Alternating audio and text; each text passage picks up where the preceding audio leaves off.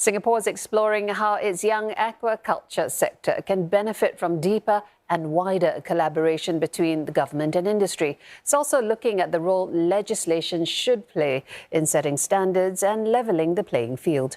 Chloe Chu reports from Perth, Australia. From identifying the right kind of fish to farm, to the standards that keep aquaculture thriving, collaboration appears to be key. For the Singapore Agro-Food Enterprises Federation, that means getting all its 100 member fish farms on board to track how much feed is needed for a healthy fish population. If all the farms, decides that yes, to start this off, we should all start recording how much we feed, start recording how much fish do we put down, and how much fish do we harvest.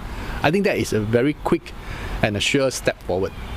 And over time, other capabilities that working with the other stakeholders can be brought on board. Water monitoring, more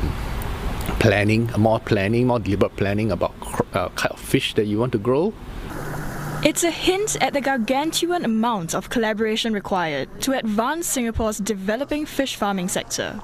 Something many delegates saw firsthand during a recent study trip with the Singapore Food Agency to Australia. One thing that is definitely very useful that we learned from Australia is how the synergy between the research industry, the industrial partners, as well as the government come together to identify gaps and turn them into economic and environmental opportunities for research. So I think this is a very important part because it helps to get people coordinated, maximize efficiency, and it basically helps to achieve optimal outcomes.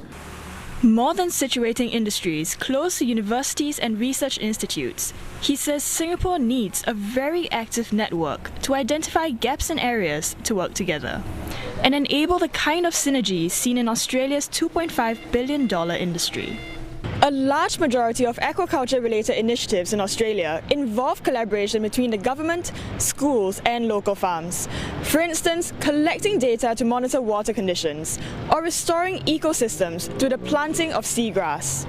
It's partnerships like this that have helped grow the industry sustainably and is what Singapore hopes to eventually achieve. But to make all this come together requires standards and legislation. And the Western Australia government says this is very important when it comes to funding support. So getting the broodstock to spawn, getting viable eggs, growing those eggs through the very small larval stages and up to a fish of about 5 grams, which can then be grown out more easily. That adds up to a fairly high cost. That's where government can really step in to provide capital and operating costs for facilities like that, for their establishment and operation.